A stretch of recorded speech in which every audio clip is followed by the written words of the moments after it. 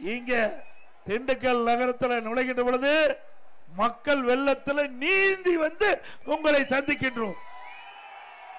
அந்த அளவுக்கு மக்களுடைய ஆரவார மகிழ்ச்சி. இதுதான் கட்சிக்கு வெற்றிக்கு சான்று என்பதை இந்த நேரத்தில் தெரிவித்து இந்த சிறப்பான எழுச்சி பயண நிகழ்ச்சியிலே தலைமுறையாற்றிய இந்த மாவட்டத்தின் மண்ணின் மைந்தர், முன்னாள் அமைச்சர், கழக பொருளாளர், சட்டமன்ற உறுப்பினர் அண்ணன் திரு திண்டுக்கல் சீனிவாசன் அவர்களே, நிகழ்ச்சியிலே பங்கு பெற்றிருக்கின்ற முன்னாள் அமைச்சர், கழக துணை பொதுச் செயலாளர், சட்டமன்ற உறுப்பினர், முன்னாள் அமைச்சர் மரியாதைக்குரிய அண்ணன் நத்தம் விஸ்வநாதன் அவர்களே,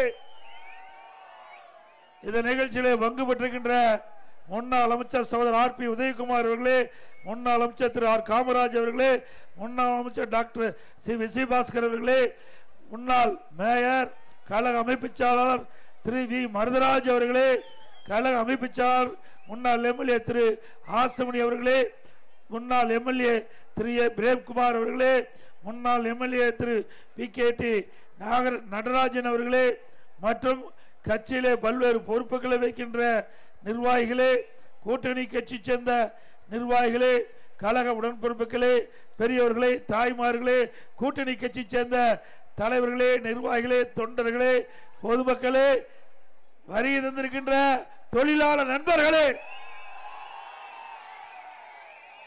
இளைஞர் பட்டாளங்களே, மகளிரை சேர்ந்த சகோதரிகளே, பத்திரிகையாளர்களே, ஊடகங்களே, அனைவருக்கும் என்னுடைய முதற்கண் வணக்கம். இன்றைக்கு அனைத்து இந்திய அண்ணா திராவிட முன்னேற்ற கழக ஆட்சியில் தான் நிறைய திட்டங்களை கொண்டாந்து நிறைவேற்றுகிறோம். திராவிட முன்னேற்ற கழக ஆட்சி 4 ஆண்டு நிறைவு பெற்று விட்டது.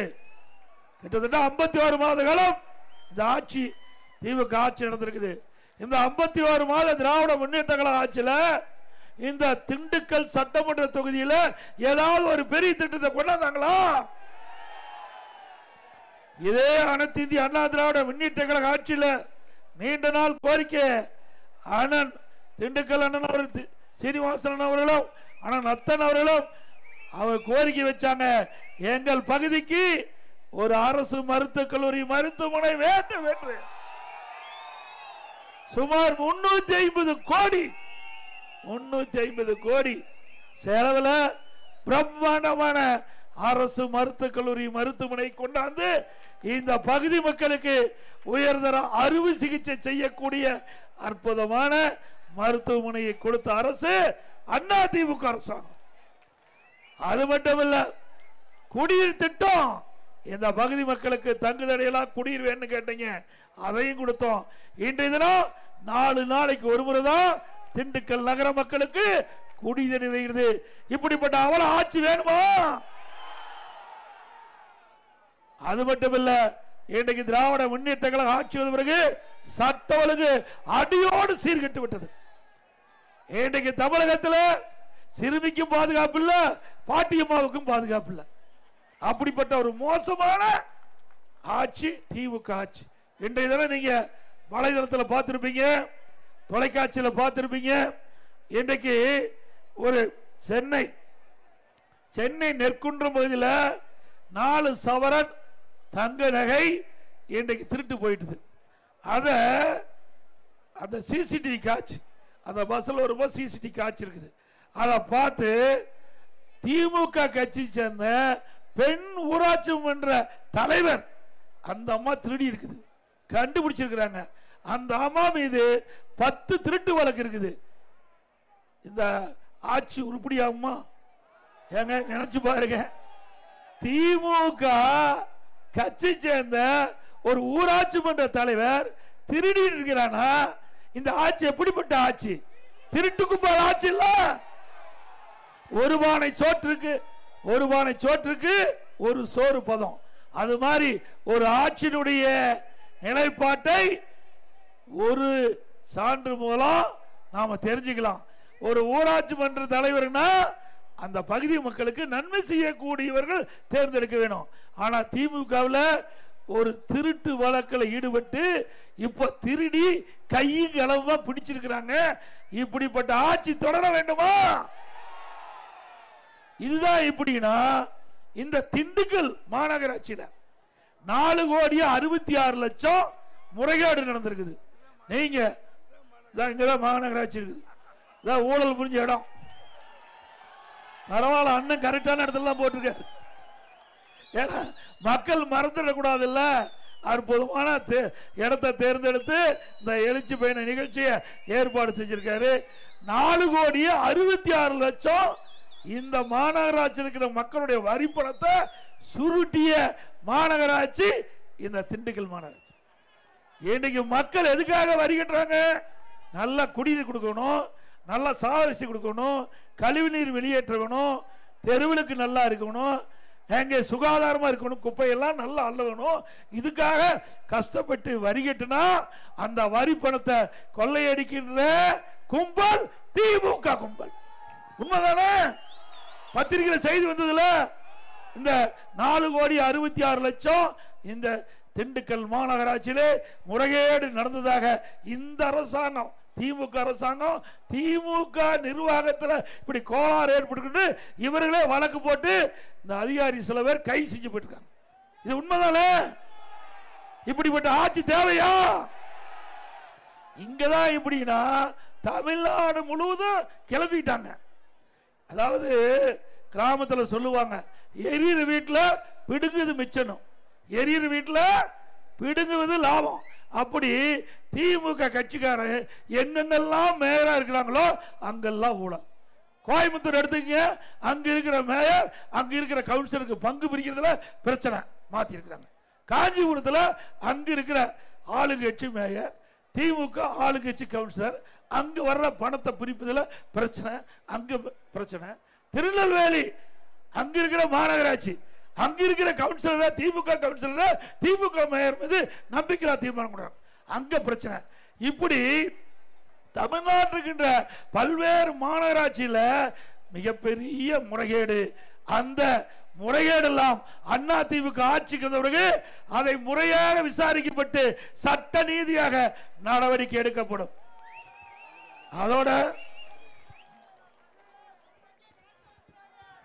பக்கத்தில் மதுரை மாநகராட்சியில் கொஞ்ச நெஞ்சமெல்லாம் கொள்ளையடிக்கல, 200 கோடி கொள்ளையடிச்சுட்டாங்க. 200 கோடி இந்த வரி வசூல்ல மட்டும் முறைகேடு செஞ்சு மக்களுடைய வரி பணத்தை 200 கோடி ஊழல் செஞ்சு இன்றைக்கு அந்த திமுக மேயருடைய கணவர் கைது செய்யப்பட்டு சிறையில் அடைக்கப்பட்டிருக்காங்க. அங்க இருக்கின்ற அந்த மாநகராட்சியில் இருக்கின்ற 5 மண்டல குழு திமுக தலைவர்கள் ராஜினாமா பண்ணியிருக்கிறாங்க. 2 குழு தலைவர்கள் ராஜினாமா பண்ணியிருக்கிறாங்க. சில அதிகாரிகள் கைது செய்யப்பட்டு சிறையில் இருக்கிறாங்க. ஆளுங்கட்சி திமுக, ஆளுங்கட்சி மேயர், ஆளுங்கட்சி மேயருடைய கணவர் கைதி, ஆளுங்கட்சியில் இருக்கின்ற அந்த மண்டல குழு தலைவர்கள் ராஜினாமா. ஆளுங்கட்சியில முறைகேடு நடந்தது அவர்களே கண்டுபிடிச்சு அதிகாரிகளை கைது செய்யப்பட்டிருக்காங்க. இப்படிப்பட்ட ஆட்சி தேவையா? எதுக்கெல்லாம் வரி போட்டுக்கிறாங்க? அது ரொம்ப கேவலம். பன்னிக்கு கூட வரி போட்டுக்கிறாங்க. பன்னிக்கு வரி போட்டு அந்த பணத்தில் கொள்ளையடிச்ச அரசாங்கம் திமுக அரசாங்கம், கேவலமான அரசாங்கம்.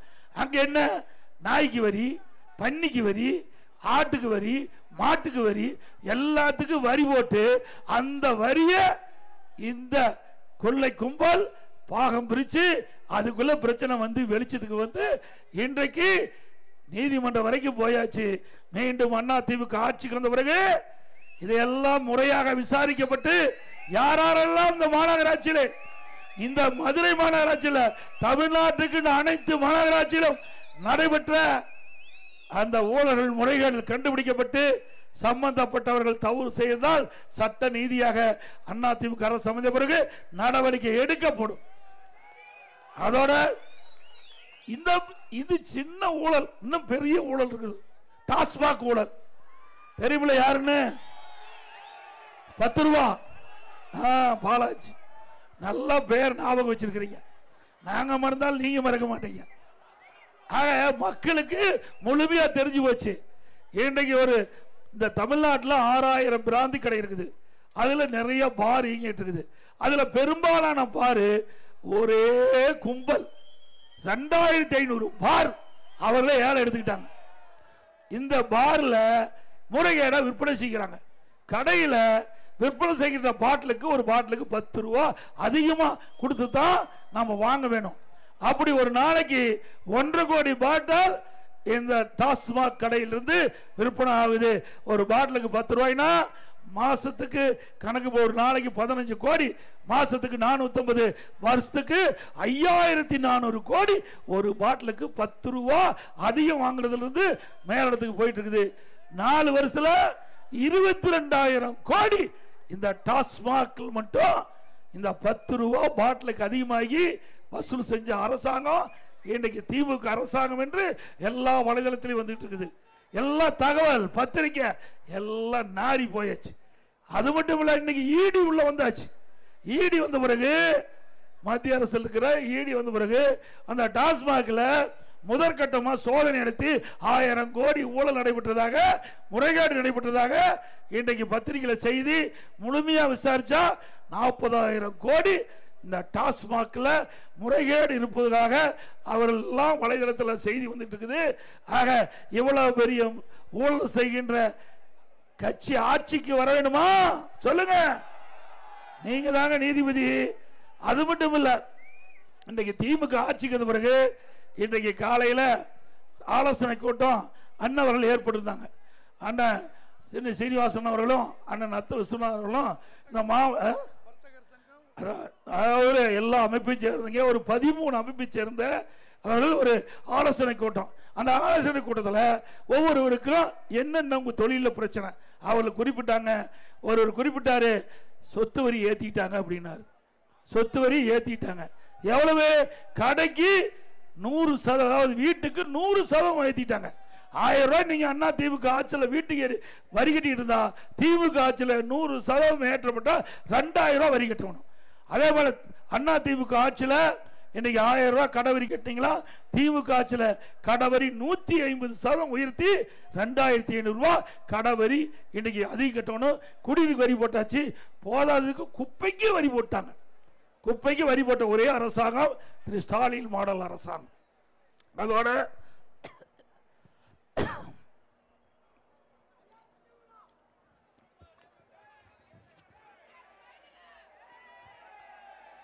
இன்னைக்கு எவ்வளவு வரி வசூல் பண்ணியும் கடன் வாங்கிட்டு இருக்காங்க. கடன் வாங்கிட்டு இருக்காங்க. சாதாரணமா நினைச்சுக்காதீங்க.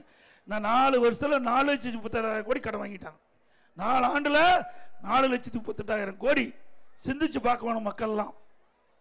இன்றைக்கு 73 ஆண்டு காலம் முத காங்கிரஸ் ஆச்சு, அப்புறம் திமுக ஆச்சு, அப்புறம் அண்ணா திமுக, திமுக அண்ணா திமுக மாறி மாறி தமிழகத்தில் 73 ஆண்டு காலம் ஆட்சி புரிந்து அவருடைய மொத்த கடன் 2021 5,18,000. கொரோனா ஒரு வருஷம் உங்களுக்கு நல்லா தெரியும். கடை திறக்கல, பெட்ரோல் டீசல் வருமானம் திறக்கல, பத்திரப்பதிவு இல்ல, ரோட் டாக்ஸ் இல்ல, ஜிஎஸ்டி இல்ல, மதுபான விற்பனை இல்ல, வருமானமே இல்ல. ஒரு ஆண்டு 40,000 கோடி கொரோனா செலவு. இப்படி இருந்த காலம் கூட மொத்தமா 5,18,000 கோடி தான் கடன். ஆனா திமுக ஆட்சிக்கு வந்து 4 ஆண்டுல 4,38,000 கோடி கடன். இன்னும் ஒரு ஆண்டு இருக்குது, 25-26ல இன்னும் 1 லட்சம் கோடி கடன் வாங்க போறாங்க. 5,38,000 கோடி கடனை வாங்கி இன்றைக்கு நம்முடைய தமிழ்நாட்டு மக்கள் மீது கடனை சுமத்திய அரசாங்கம் நாட்டு மக்களை கடன்காரன் ஆக்குனதுதான் இந்த ஆட்சியுடைய சாதனை. வேற எதுவுமே இல்லை. நீங்க நினைப்பீங்க அப்படியே வர்றீங்க கூட்டத்துக்கு, அப்படியே வர்றோம் பார்க்குறோம் போயிடணும். இதெல்லாம் நீங்க தாங்க கட்டணும். நல்லா ஜாக்கிரதையா பார்த்துங்க. இப்போ இந்த கூட்டத்தில் சொல்றேன், நீங்க நாளைக்கு சொல்லுவீங்க பரவாயில்ல எடப்பாடி பழனிசாமி வந்தாரு உண்மைதான் பேசினார்னு. இந்த பணம் இந்த கடனை யாரு கட்டுறது? மக்கள் தான் கட்ட முடியும். வரி போட்டு எப்படி கட்டுவாங்க? வரி போடுவாங்க, வரி வசூல் பண்ணி கடனை கட்டுவாங்க. நீங்க ஒண்ணு வேணாம், ஒரு பைக் வாங்குறீங்க டியூல, 2 மாசம் கட்டலாம் பைக் தூக்கிட்டு போயிடுவான். வீட்டு கடன் வாங்குவீங்க, ஒரு 3 மாசம் கட்டலாம் வீட்டுக்கு சீல் வச்சிருவாங்க. இப்படித்தாங்க அரசாங்கமும். அரசாங்கம் கடன் வாங்கினா மக்கள் தலையில் தான் விழுகும். மக்கள் தான் அந்த கடனை அடைக்க முடியும், வரி போட்டு அடைக்க முடியும். இப்பவே மக்கள் வாழ்கின்ற வாழ்க்கை தடுமாற்றத்தோடு இருக்கிறோம். இன்றைக்கு வாழ்வா சாவா என்று இந்த ஆட்சியில் மக்கள் வாழ்ந்து கொண்டிருக்கிறாங்க. வேலை வாய்ப்பெல்லாம் போயிட்டுது. இந்த பகுதியில் அண்ணன் காலையில் சொன்னார், இங்க இருக்கிற ஸ்பின்னிங் மில் எல்லாம் மூடிட்டாங்க. எனக்கு பல்லாயிரக்கணக்கான பேருக்கு வேலை இல்லை. தோல் ஷாப் மூடிட்டாங்க. அங்க பணிபுரிந்தவர்கள்லாம் வேலை கிடையாது, முதலாளிக்கு வேலை இல்லை, தொழிலாளிக்கு வேலை இல்லை, ஸ்பின்னிங் இல்லை, பாதி மூடிட்டாங்க. பாதி பேர் அன்றாட வேலைக்கு சென்றால்தான் அவர் வீட்டில் அடுப்பு எரியும். அப்படிப்பட்ட அடித்தட்டு மக்களுடைய நிலை என்ன? எப்படி இவ்வளவு கடனை வாங்கிட்டா நீங்க எப்படி திருப்பி செலுத்துறது? எங்களுக்கு கடன் வாங்க தெரியாதா? அது கிடையாது. மக்கள் நம் மீது நம்பிக்கை வைத்து அரசாங்கத்தை ஒப்படைச்சிருக்கிறாங்க. எப்படி ஒரு குடும்பத்தை ஒரு சரியான குடும்ப தலைவர் அந்த குடும்பத்தை எப்படி நடத்துறாங்களோ அது போலதான் ஒரு அரசாங்கத்தை ஒப்படைச்சா அவர்கள் முறையா மக்களுடைய நிலையை கருதி மக்களுக்கு நன்மை செய்கின்ற விதத்தில் ஆட்சி செய்யணும். அதுதான் ஒரு சிறந்த ஆட்சி. எங்களுடைய ஆட்சி அப்படித்தான் இருந்து. சரி, கடன் வாங்குறீங்க, ஏதாவது ஒரு திட்டத்தையாவது கொண்டாந்து நிறைவேற்றுங்கன்னா அதுவும் இல்லை, திட்டமும் இல்லை, கடனும் அதிகம் வாங்கியிருக்காங்க. ஸ்டாலின் எப்ப பார்த்தாலும் சொல்றார், இந்தியாவிலேயே தமிழ்நாடு முதலமைச்சர் சூப்பர் முதலமைச்சரா. எதுல? இந்தியாவிலே கடன் வாங்கல முதல் மாநிலம் தமிழ்நாடு. இந்தியாவிலேயே இங்க தமிழ்நாட்டில் இந்தியாவில் இருக்கிற பல மாநிலத்தில் அதிகமா கடன் வாங்கி சாதனை படைத்த முதலமைச்சர் திரு ஸ்டாலின் அவர்கள். நல்ல பேர். ஓட்டு போட்ட மக்களுக்கு இன்றைக்கு கடனை வாங்கி கடன்காரனாக்குனதுதான் திமுக ஆட்சியுடைய சாதனை என்பதை நீங்கள் எண்ணி பார்க்க வேண்டும். அது மட்டும் இல்ல, அண்ணா திமுக ஆட்சி கண்ட பொழுது ஒரே ஆண்டுல நான் முதலமைச்சர் இருக்கும்போது ஒரு வருஷத்துல 11 அரசு மருத்துவமனை கல்லூரி மருத்துவமனை கொண்டாந்து 11 அரசு மருத்துவக் கல்லூரி மருத்துவமனை கொண்டாந்து. உங்களால எங்க தில்லு தெம்பு திராணி திறமை இருந்தா ஒரு மருத்துவக் கல்லூரி திறந்து பாரு. கேட்டா மத்திய அரசு கிடைக்கலைங்க. மத்திய அரசு வேறு பழி போத்துற. இதே புரட்சி தலைவி அம்மா அவர்கள் 2011 முதலமைச்சர் பொறுப்பேற்றாங்க. மாநில அரசாங்க நிதியில் இருந்து 6 அரசு மருத்துவக் கல்லூரி மருத்துவமனை கொண்டாங்க. 6 அரசு மருத்துவக் கல்லூரி மருத்துவமனை அரசாங்க மாநில அரசாங்க நிதியிலிருந்து கொடுத்தோம். அம்மா 6 கொடுத்தாங்க, நான் 11 கொண்டாந்தேன். ஆக 2010 இருந்து 2021 வரை 17 அரசு மருத்துவக் கல்லூரி மருத்துவமனை கொண்டாந்து இந்தியாவிலேயே தமிழ்நாடு இந்த அரசு மருத்துவக் கல்லூரி மருத்துவமனை கொண்டு வந்து சாதனை படைத்த அரசாங்கம் அண்ணா திமுக அரசாங்கம். அதே போல அம்மா இருக்கும்போது ஒரு சட்டக்கல்லூரி, நான் முதலமைச்சர் இருக்கும்போது 6 சட்டக்கல்லூரி, தமிழகத்தில் 7 சட்டக்கல்லூரி கூட திறந்தோம். 21 பாலிடெக்னிக் கல்லூரி, 10 ஆண்டுல 21 பாலிடெக்னிக் கல்லூரி திறந்தோம். 67 கலை மற்றும் அறிவியல் கல்லூரி 10 வருஷம் மட்டும் திறந்தது சொல்றேன். அதோட இன்றைக்கு வேளாண்மை கல்லூரி 4, பொறியியல் கல்லூரி 4, கால்நடை மருத்துவக் கல்லூரி, ஆராய்ச்சி கல்லூரி 5, பாலிடெக்னிக், அதோட ஐடி கல்லூரி, பிஎட் கல்லூரி. இப்படி இந்தியாவிலேயே தமிழ்நாட்டில் அண்ணா திமுக ஆட்சியில் 10 ஆண்டு கால ஆட்சியில் அதிகமா கல்லூரிகளை திறந்து கல்வியிலே புரட்சி மறுமலர்ச்சி ஏற்படுத்தி இந்திய அளவில் தேசிய அளவில் 2019-20 உயர்கல்வி படிப்பதில் முதல் மாநிலம் தமிழ்நாடு. அம்மா அவர்கள் தமிழகத்துடைய முதலமைச்சர் பொறுப்பேற்கின்ற பொழுது 2011 132 பேர் தான் பட்டப்படி படிச்சுட்டு இருந்தாங்க, உயர்கல்வி படிச்சுட்டு இருந்தாங்க. அம்மா எடுத்த முயற்சி, அம்மாவுக்கு கல்வியில புரட்சி மறுமலர்ச்சி அதிக நிதி ஒதுக்கீடு, இதன் மூலமா இன்றைக்கு கல்வியில பெரிய வளர்ச்சி. அதனால 2019-20 அனைத்து இந்திய அண்ணா திராவிட முன்னேற்ற கழக ஆட்சியில் நாட்டிலேயே இன்றைக்கு உயர்கல்வி படிப்பதில் முதல் மாநிலம். 154 பேர் பட்டப்படி படிக்கிறாங்க. அதுவும் அரசு கல்லூரி திறந்ததின் காலமாக கிராமத்திலிருந்து நகரம் வரை குடிசில் வாழ்கின்ற ஏழை எளிய தொழிலாளி மாணவ மாணவி இன்றைக்கு குறைந்த கட்டணத்தில் இன்றைக்கு அரசு கல்லூரியில் படித்து பட்டம் பெறுகின்ற சூழ்நிலையை உருவாக்கிய அரசாங்கம் அதிமுக அரசாங்கம். இப்படி ஒரு சாதனையாவது உங்களால சொல்ல முடியுமா? முடியுங்களா? ஆக நாங்க செஞ்சோம், சொல்றோம், நெஞ்ச நிமித்தி மக்களிடத்தில் சொல்லுகிறோம். ஆக சாதனை மேல் சாதனை சொன்னால் அது அதிமுக ஆட்சியில் தான் பார்க்க முடியும். அதோட 2018-19 நான் முதலமைச்சர் இருக்கும்போது அரசாங்க பள்ளியிலே படித்த மாணவர்கள் வெறும் 9 பேர் தான் நீட் தேர்வில் பாஸ் பண்ணி மருத்துவ கல்வி கிடைச்சது. இன்றைக்கு தமிழகத்தில் 41% அரசு பள்ளியிலே மாணவர்கள் படிக்கிறாங்க. அந்த அரசு பள்ளியில் படிக்கின்ற மாணவன் கூலி தொழிலாளி, மூட்டை தைக்கிற தொழிலாளி, சலவை தொழிலாளி, விவசாய தொழிலாளி, இப்படி நெசவு தொழிலாளி, இப்படி பலதரப்பட்ட ஏழை குடும்பத்தில் பிறந்த மாணவர் தான் அரசு பள்ளி படிக்கிறாங்க. 3,80,000 பேர்ல வெறும் 9 பேர் தான் அந்த மருத்துவக் கல்வி இடம் கிடைச்சது. நானும் அரசாங்க பள்ளியிலே படித்தேன். அதனால அந்த ஏழை மக்களுடைய கனவு நனவாக வேண்டும் என்பதற்காக 7.5% உள்ளிடஒதுக்கீடு கொண்டு வந்து நிறைவேற்றப்பட்டு இன்னைக்கு 2818 அரசு பள்ளியில் படிக்கின்ற ஏழை மாணவர்கள் இன்னைக்கு MBBS டாக்டர் பட்டம் வாங்குறாங்க. இது அதிமுக ஆட்சி. அது மட்டுமல்ல, இந்த இடஒதுக்கீட்டில் இடம் கிடைத்த அத்தனை பேரும் ஏழை மாணவர்கள். அதனால மருத்துவக் கல்வி கட்டணம் செலுத்த முடியாது. என்னுடைய கவனத்துக்கு வந்த உடனே அரசாங்கமே அந்த மருத்துவக் கல்வி கட்டணத்தை கட்டி அவர்களுக்கு ஒரு நல்ல வாழ்வை அளிக்க வேண்டும் என்று உத்தரவை போட்டு இன்றைய ₹1 செலவில்லாம 7.5 உள்ளிட ஒதுக்கீட்டு மூலமாக தேர்வு செய்யப்பட்ட மாணவர்கள் இன்றைக்கு MBBS படிச்சுட்டு இருக்கிறாங்க. இதுதான் அதிமுக சாதனை. பொன்மனச்செம்மல் புரட்சித் தலைவர் எம்ஜிஆர் கண்ட கனவு, மாண்பு அம்மா அவர்கள் கண்ட கனவு அம்மாவுடைய அரசு செயல்படுத்தி கொண்டிருக்கின்றது. இப்படி திமுக மாதிரி குடும்ப கட்சி கிடையாது. குடும்பத்திற்காக இந்த கட்சி துவங்கல, மக்களுக்காக தொடங்கப்பட்ட கட்சி அதிமுக. குடும்பத்துக்காக இருக்கின்ற கட்சி திமுக.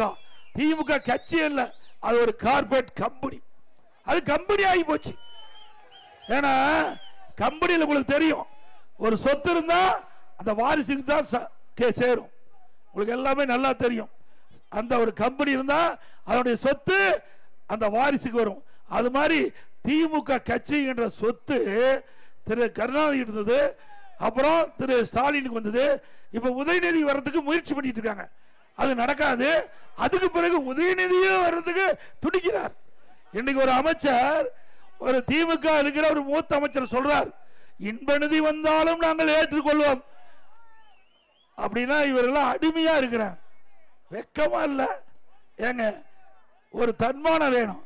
அது சீனியர் மினிஸ்டர் சொல்றாங்க. அந்த மந்திரி பதவியை காப்பாற்றிக் கொள்வதற்காக திமுக குடும்பத்திற்கு அடிமையாக இருக்கின்றவர்கள் அவர்கள் எல்லாம். அப்படிப்பட்டவர்கள் எல்லாம் இந்த நாட்டிலே உயர்ந்த பதவிக்கு வர வேண்டுமா?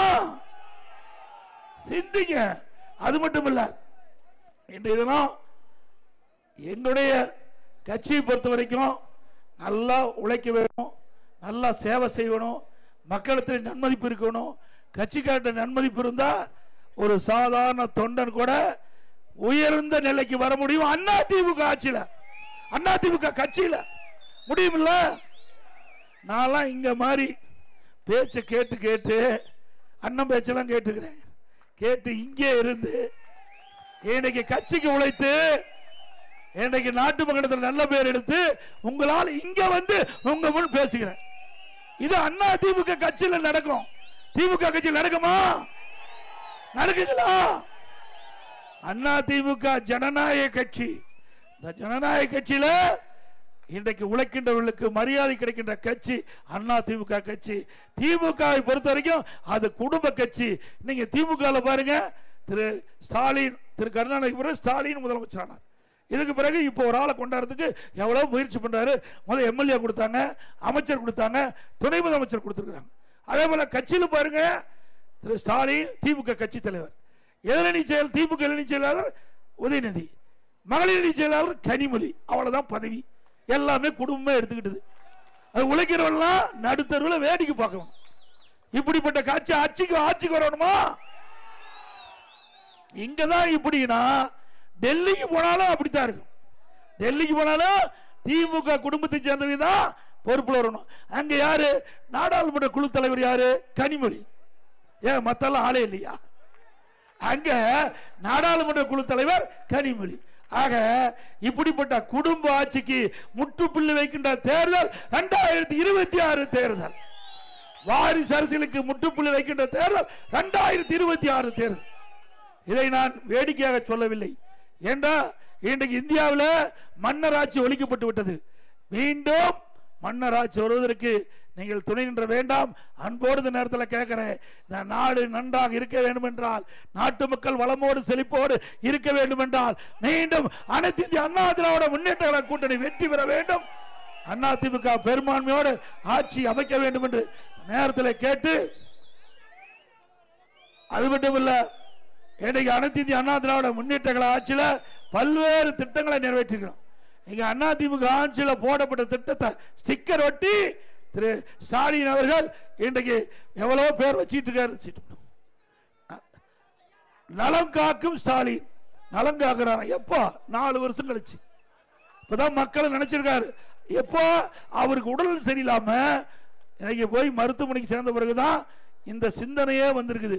ஆக நமக்கே இப்படி உடம்பு சரியில்லை, மக்கள்லாம் எப்படி இருப்பாங்கன்னு ஏதோ சிந்திச்சிருக்காரு. பரவாயில்ல, ஏதோ ஓட்டு போட்ட மக்களுக்கு அப்பத்தானே சிந்திக்கிறாரு.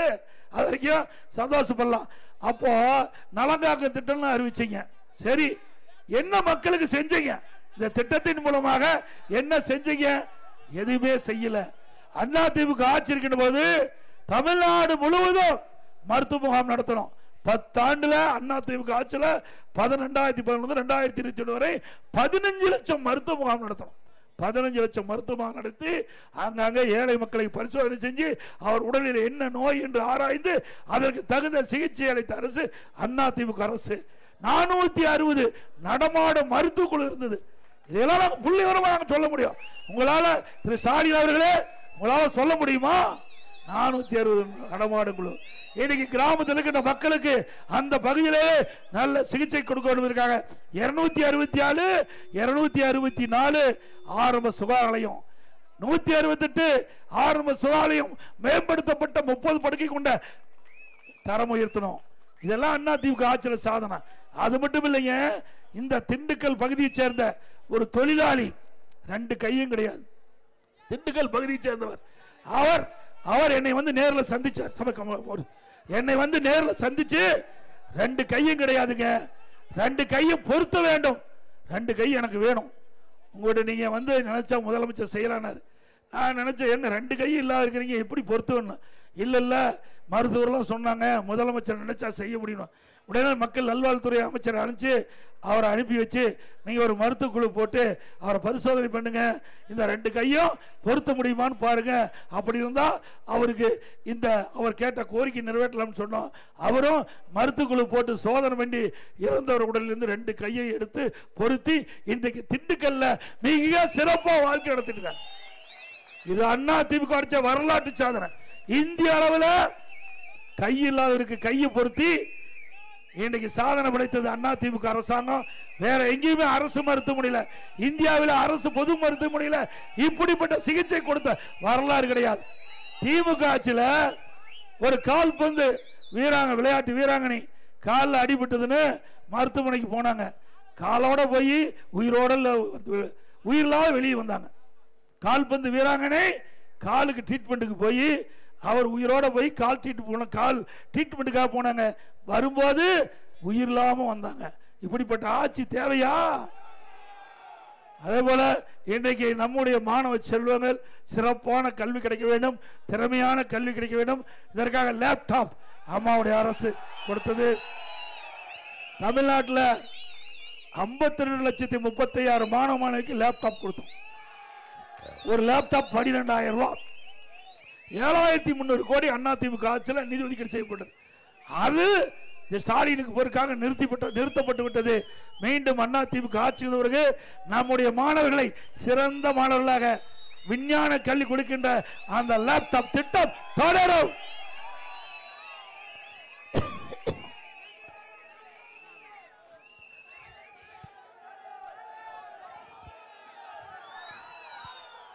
அதே போல இன்னைக்கு நீங்க இஸ்லாமிய பெருமக்கள் அதிகமாக வசிக்கிறீங்க. இஸ்லாமிய பெருமக்களுக்கு அனைத்து இந்திய அண்ணா திராவிட முன்னேற்ற கழக ஆட்சியில் நிறைய திட்டங்களை கொண்டாந்து நிறைவேற்றிருக்கிறோம். இன்றைக்கு அம்மா இருக்கின்ற பொழுது, முதலமைச்சர் இருக்கின்ற பொழுது இஸ்லாமிய பெருமக்கள் அம்மாவை சந்தித்து கோரிக்கை வச்சாங்க. அந்த கோரிக்கையை ஏற்று மாண்புமிகு அம்மா அவர்கள் 2001ஆம் ஆண்டு புனித ரம்லான் மாதத்தில் பள்ளி வாசலுக்கு நோன்பு கஞ்சி தயாரிக்க 5400 டன் மெட்ரிக் டன் அரிசி கொடுத்தாங்க. நாகூர் தர்கா சந்தனக்கூடு விழாவிற்கு தேவைப்படும் சந்தன கட்டைகள் முழுவதும் விலையெல்லாம் கொடுத்தாங்க. அதிமுக ஆட்சி இருக்க வரைக்கும் இதையெல்லாம் நாங்கள் செயல்படுத்தணும். 2018 வரை ஹஜ் புனித பயணம் மேற்கொள்ள மத்திய அரசு இருந்து வருஷம் 6 கோடி மானியம் கிடைச்சிருந்தது. 2019ஆம் ஆண்டு அந்த மானியத்தை நிறுத்திட்டாங்க. உடனே இஸ்லாமிய பெருமக்கள் எங்களுக்கு மானியம் தொடர்ந்து வழங்க வேண்டும் என்று கோரிக்கை வச்சாங்க. அந்த கோரிக்கை ஏற்று அம்மாவுடைய அரசு ஹஜ் புனித பயணம் மேற்கொள்ள அந்த மானியம் தொடர்ந்து வழங்கப்பட்டது. அதோட 2021 என்னை சந்தித்து ஹஜ் புனித பயணம் செல்லுகின்ற அந்த மானியத்தை உயர்த்த வேண்டும் சொன்னாங்க. கோரிக்கை ஏற்று 6 கோடி கொடுத்ததை 12 கோடியாக உயர்த்தி கொடுத்தோம். அதுபோல ஹஜ் பயணிகள் சென்னையில் தங்கி செல்வதற்கு ஹஜ் இல்ல வேண்டும் என்று கேட்டாங்க. அதற்காக அம்மாவுடைய அரசு 15 கோடி ஹஜ் இல்லம் கட்டுவதற்கு நிதி ஒதுக்கீடு செய்த அரசு அதிமுக அரசு. 2016 ஹாஜிகளுக்கு மாதந்தோறும் 20,000 ரூபாய் மதிப்பூதியம் வழங்கும் திட்டத்தை கொண்டு வந்தது அதிமுக அரசு. உலாமாக்கள் மற்றும் மோதினார்களுக்கு ஓய்வூதிய பயனுடைய எண்ணிக்கை உயர்த்தி வந்தாங்க. 2004 2600 பேரை உயர்த்தணும். அவர்களுக்கு வழங்கப்படுகிற ஓய்வூதியம் 750 இருந்து 3000 ரூபாய் உயர்த்தி கொடுத்தோம். அதோட உலமாக்களுக்கு புதிய இருசக்கர வாகனம் வாங்க மானியம் கேட்டாங்க. ஒவ்வொரு இருசக்கர வாகனத்துக்கும் உலமாக்களுக்கு அந்த வாகன இருசக்கர வாகனம் வாங்க 25,000 ரூபாய் மானியம் கொடுத்த அரசு அதிமுக அரசு. வகுப்பாதிற்கு ஆண்டு நிர்வாக மானியம் மற்றும் பள்ளி வாசல்கள் தற்காகள் பழுதுபார்த்தல் மற்றும் புனரமைப்பு பணிகளை மேற்கொள்ள நிதி ஒதுக்கிடுது அதிமுக அரசாங்கம். அதே போல இஸ்லாமிய வகுப்பினருக்கு நேரடி நியமன முறையில் நிரப்பப்படாத பணியிடங்கள் முன்கொணர்வு முறையை நீடிக்க அரசாணை வெளியிட்டது அதிமுக அரசு. 2018 ஆண்டு டெல்டா மாவட்டத்தில் கனமழை, அதனால நாகூர் தர்கா குளக்கரை சேதமடைந்தது. அப்போ நான் டெல்டா மாவட்டத்தில் அங்க இருக்கின்ற பகுதியை பார்க்க சென்ற போது நாகூர் தர்கா குளக்கரையை போய் பார்த்தேன். அங்க இருக்கின்ற இஸ்லாமிய மக்கள் வைத்த கோரிக்கையை ஏற்று அந்த குளக்கரையை சரி செய்ய 4,25 லட்சம் ரூபாய் நிதி ஒதுக்கீடு செய்து குளக்கரையை சரி செய்தேன். சிறுபான்மை பொருளாதார மேம்பாடு கழகம் அமைத்தது அதிமுக. மேலும் இன்றைக்கு டாக்டர் APJ அப்துல் கலாம் அவர்கள் இன்றைக்கு அவருடைய நினைவாக அவருடைய பெயரிலே ராமநாதபுரம் மாவட்டத்தில் கலை மற்றும் அறிவியல் கொண்டாந்தது அதிமுக அரசு. இந்த திண்டுக்கல்ல 2017 திண்டுக்கல்லில் ஹைதர் அலி மற்றும் திப்பு சுல்தான் அவருடைய வாழ்க்கை வரலாறு குறித்து மணிமண்டபம் திறக்கப்பட்டது அதிமுக ஆட்சி. கண்ணியமிக்க காகிதம் இல்லத்தவர்களுக்கு சென்னையில் மணிமண்டபம் அமைத்தது அதிமுக. ஆகவே சிறுபான்மை மக்கள் எண்ணி பார்க்க வேண்டும். ஆகவே இன்றைக்கு வேண்டும் என்று திட்டமிட்டு திராவிட முன்னேற்ற கழக தலைவரும் அதோட அவர் கூட்டணியில் அங்க வைக்கின்ற கட்சியெல்லாம் திட்டமிட்டு அவதூறு பிரச்சாரத்தை பரப்புகிறார். அதிமுக BJP கூட்டணி வச்சிருக்குது. அதனால சிறுபான்மை மக்களுக்கு பாதுகாப்பு கிடைக்காது, சிறுபான்மை மக்களுக்கு நன்மை கிடைக்காது என்ற ஒரு தவறான செய்தியை பரப்பி வராங்க. அதையெல்லாம் நீங்கள் நம்ப வேண்டாம். இன்றைக்கு ஒரு தேர்தல் வருகின்ற பொழுது எல்லா கட்சியும் கூட்டணி வைக்குது. அந்த அடிப்படையில் தான் அதிமுகவும் பாரதிய ஜனதாவோட கூட்டணி வச்சிருக்குது. அதை விட கொள்கை என்பது நிலையானது, அது அதிமுக இருக்கிறது. அதே நேரத்தில் கூட்டணி என்பது தேர்தல் நேரத்திலே அந்த எதிரிகளை வீழ்த்துவதற்காக வாக்கள் சிதறாமல் இருப்பதற்காக கூட்டணி அமைக்கிறோம். அதே போல 1999 ஆண்டு இதே திமுகவும் பாரதிய ஜனதா கூட்டணி அமைச்சாங்க. அதே போல 2001 சட்டமன்ற தேர்தலில் திமுக பாரதிய ஜனதா கூட்டணி வச்சாங்க. அப்பெல்லாம் இன்னைக்கு பாரதிய ஜனதா விமர்சனம் செய்யவில்லை. இப்பொழுது அதிமுக கூட்டணி வச்சா விமர்சனம் செய்யறாங்க. அதனால சிறுபான்மை மக்கள் பாதுகாக்க வேண்டும். அதிமுக ஆட்சியில் தான் சிறுபான்மை மக்களுக்கு பாதுகாப்பு கொடுத்த அரசாங்கம். 30 ஆண்டு காலம் 31 ஆண்டு காலம் அதிமுக ஆட்சி.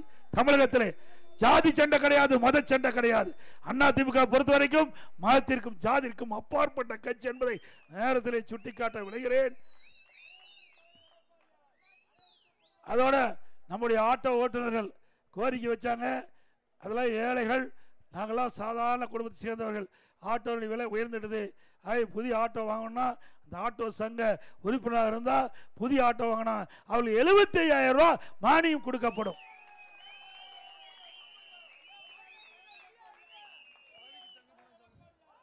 அதே போல மின் கட்டண உயர்வு கேட்க வேண்டியதே இல்லை.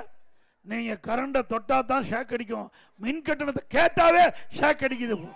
திமுக ஆட்சியில் ஆட்சிக்கு பிறகு 67% மின் கட்டணம் உயர்ந்து போச்சு. அதோட தொழில் செய்யலாம் கடுமையாக பாதிக்கிறாங்க.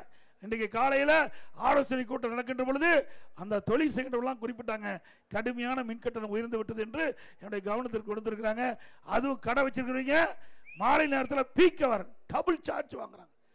இப்படிப்பட்ட ஆட்சி தொடர வேண்டுமா சொல்லுங்க. அதோட இன்றைக்கு அதிமுக ஆட்சி மலர்ந்த உடனே ஏழைகள், வீடு இல்லாத குடிசையில் வாழ்கிறவங்க, வீட்டு மனை இல்லாதவங்க, தாழ்த்தப்பட்ட மக்கள், அந்த மக்களுக்கெல்லாம் அற்புதமான காங்கிரீட் வீடு அதிமுக ஆட்சியிலே கட்டி கொடுக்கப்படும் என்ற செய்தி இந்த நேரத்தில் தெரிவித்து இன்றைக்கு அடுத்த ஆண்டு நடைபெற்ற சட்டமன்ற பொதுத் தேர்தலில் நம்முடைய கழக வெற்றி வேட்பாளருக்கு 2 லட்சத்திலே வாக்களித்து வெற்றி பெற செய்யுங்கள்.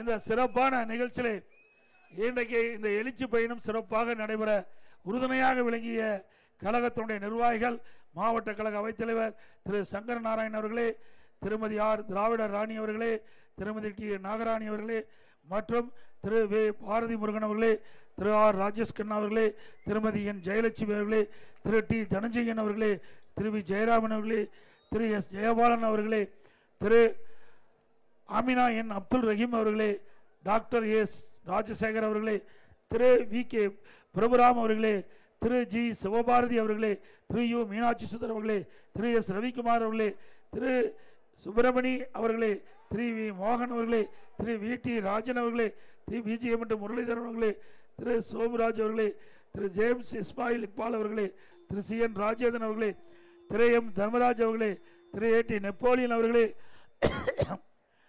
அதே போல எம்பி பேர்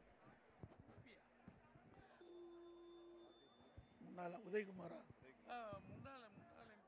முன்னாள் நாடாளுமன்ற அறிவிச்சாளர் உதயகுமார் அவர்களே மற்றும் பாரதிய ஜனதா மாவட்ட தலைவர் திரு டி முத்துராமலிங்க அவர்களே, தமாக மாநகர் மாவட்டத்தில் திரு சதீஷ் அவர்களே, ஐஜேகே மாநகர மாவட்டத்தில் திரு ரஞ்சித் அவர்களே, தமிழ் மக்கள் முன்னேற்ற கழக மாவட்ட செயலர் திரு முத்திரத்தினவேல் அவர்களே, புதிய நீச்சி கட்சி மாவட்டத்தில் திரு அருணாச்சலம் அவர்களே, மனிதநேய ஜனநாயக கட்சி மாவட்ட செயலர் திரு உமர் அலி அவர்களே மற்றும் இந்த நிகழ்ச்சியில் பங்கு பெற்றிருக்கிற கூட்டணி கட்சியினுடைய நிர்வாகிகளே, தமிழ் மாநில காங்கிரஸ் கட்சி சேர்ந்த நிர்வாகிகளே, இன்றைக்கு வரியிலிருந்து சிறப்பித்த அத்தனை பேருக்கும் என்னுடைய மனமார்ந்த நன்றி.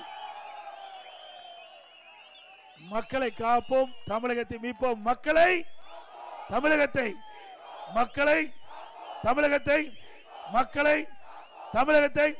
ஸ்டாலின் மாடல் அரசு, ஃபெயிலியர் மாடல் அரசு. Bye bye Stalin. நன்றி, வணக்கம்.